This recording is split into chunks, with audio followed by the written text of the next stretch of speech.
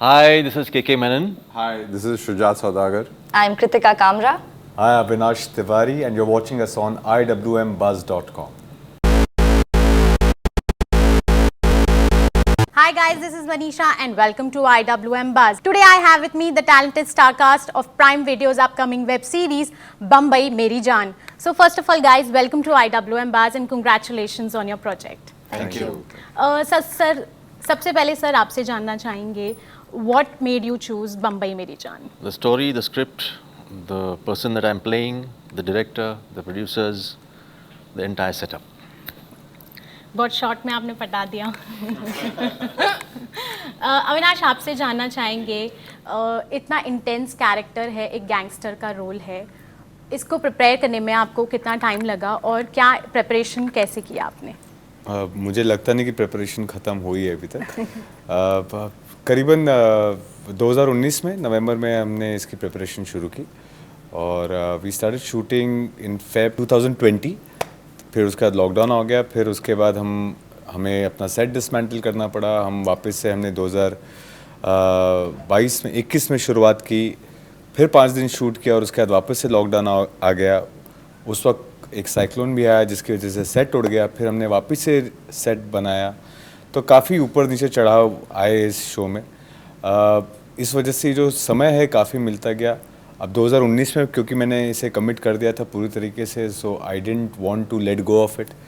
सो ये 3 साल almost every day was part of the prep only because you kept getting deeper into it. I hope ये जो मेहनत गई है इसका सही रंग रूप आए। जब आप 14 तारीख को देखें तो आपको शायद ये पसंद आए। Nice, amazing. Kritika, I want to know from you कि इस कैरेक्टर को कितना इम्पैक्टफुल है सबसे पहले आपका कैरेक्टर इस स्टोरी लाइन में? मैं बहुत ज़्यादा नहीं बता पाऊँगी आपको, जैसे कि आप जानते हैं ट्रेलर से ही कि ये जो स्टोरी है वो है इस फादर सन कॉन्फ्लिक्ट के ऊपर, जिनके आइडियल्स जो हैं वो अपोजिंग हैं। उसी वजह से उनके एक्शंस, उनके डिसीजंस, उनके लाइफ चॉइसेस जो हैं वो बिल्कुल अलग हैं। और किस तरह से ये कॉन्फ्लिक्ट हमारी पूरी फैमिली को अफेक्ट करती है ये आप देखेंगे शो में। शो काफ़ी हमारा show it's fast paced but it's really like it's 10 episodes of a lot of drama। तो उसमें कई सारी चीज़ें, कई सारे शेड्स, कई सारे कैरेक्टर्स आपको देखने को मिलेंगे। मेरा जो किरदार है वो मैं दारा की छोटी बहन हूँ, इस्माइल की बेटी, the only girl in the family, Habiba.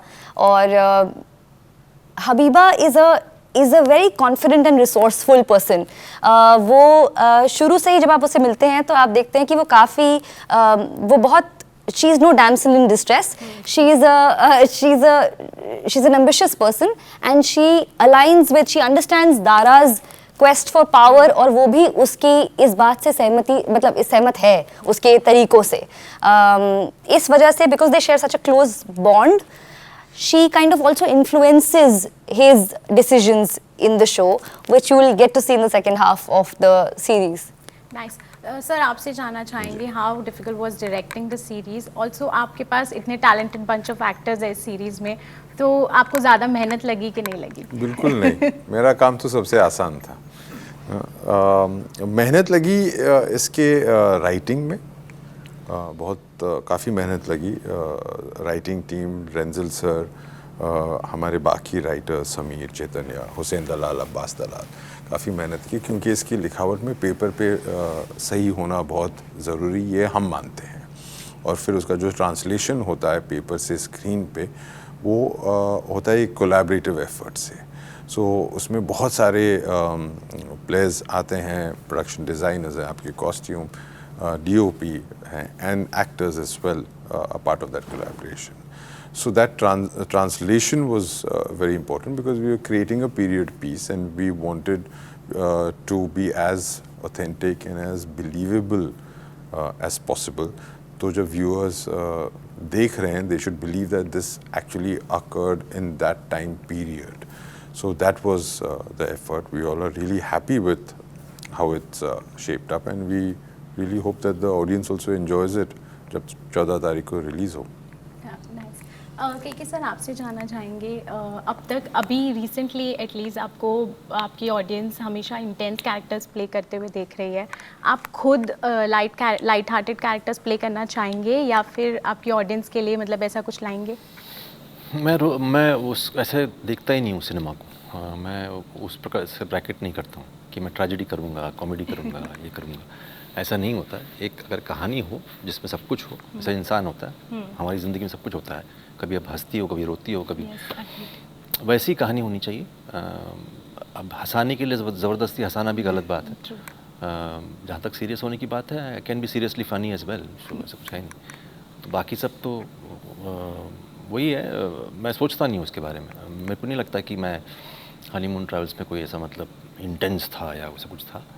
सारी चीज़ें अंदरूनी होनी चाहिए, अंदर से निकलनी चाहिए, चाहे वो कॉमेडी हो, जो भी आप उसको जिस भी ब्रैकेट में डालना चाहें। तो बस वही मकसद है। नाइस। अविनाश, एक और चीज़ आपसे जानना चाहेंगे, जब ऐसे इंटेंस कैरेक्टर्स आप प्ले करते हो तो प्रिपेयर करने के लिए तो आप बहुत कुछ करते हो, but to come out of the character वो कितना डिफ़िकल्ट था and to adopt a normal life? I was living a normal life. It's your job. ये आपके बस एक ज़िंदगी का एक हिस्सा, ये ज़िंदगी नहीं है। मुझे ये बात बहुत पहले से क्लियर है अपने बारे में कि this not my life, it's a part of life. तो एक ज़िंदगी का पहलू है जहाँ पे आप लगे रहते हैं, एक आपका काम है।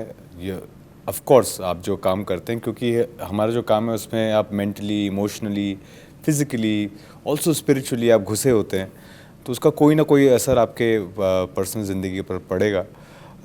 But that is what being a professional is, that you put that away and are able to create that distinction कि ये पर्सनल मेरी ज़िंदगी है और ये फिक्शनल दुनिया जो मैं जी रहा हूँ।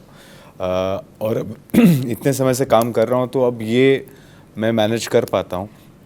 शायद शुरुआत में ये होता और 4-5 साल मैंने एक ही किरदार को दे दिए होते तो शायद भटक जाता, लेकिन फ़िलहाल आई थिंक मैं अब इस लायक हो गया हूँ कि ये डिस्टिंक्शन बना सकूँ।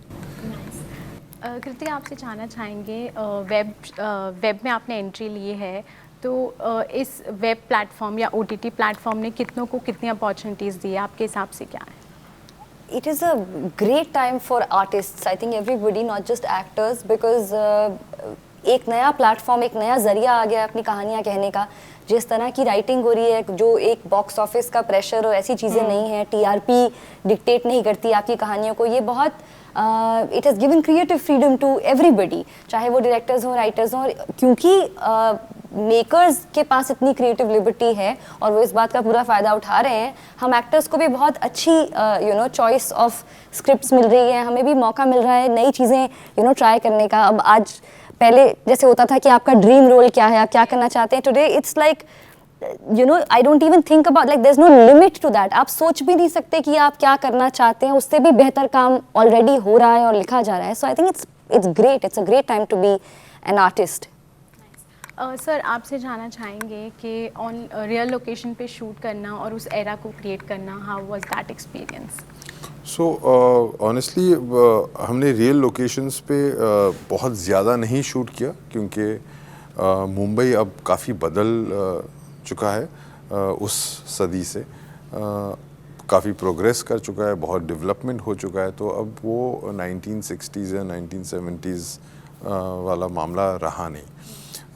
हमने किया लाइव लोकेशंस पे शूट रिक्रिएट करके, लेकिन the major quantity of work was shot on a set, और जो हमने सेट बनाया था वो बहुत elaborate, intricate, and size-wise as well, it was a really big set, because that's the best way that you can create and keep a control of the aesthetics that you want to kind of create for that period in time.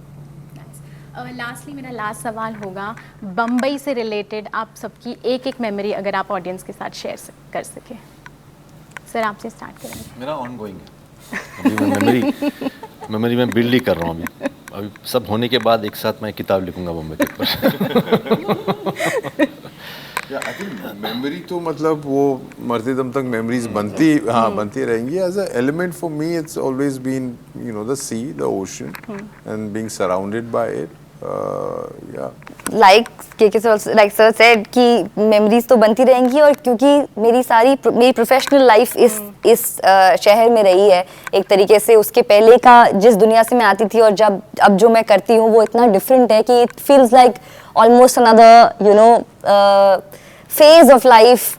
And अब इतना time हो गया है मुझे इस शहर में कि मुझे लगता है जो भी चीज़ें प्रोफेशन से जुड़ी हुई हैं वो सारी एक collective wonderful memory and purpose देती है मुझे।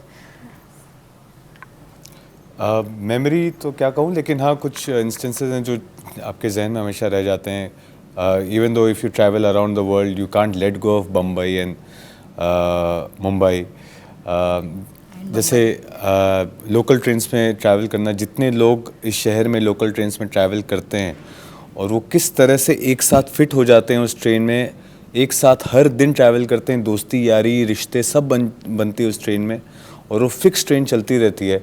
इट्स अपने आप में एक अमेजमेंट है। आप रात के 2 बजे कहीं निकल जाओ, आपको चाय पीना हो और साइकिल वाला होगा जो आपको चाय कॉफ़ी बूस्ट देगा, जो which I have really like हर रात को पार्टी के बाद I have gone to a chai wala and said मुझे बूस्ट बना कर देना। These are memories that I mean they will keep going on because Mumbai is 24 hours. वो सर कह रहे थे कि 48 घंटे चलती है 24 घंटे में.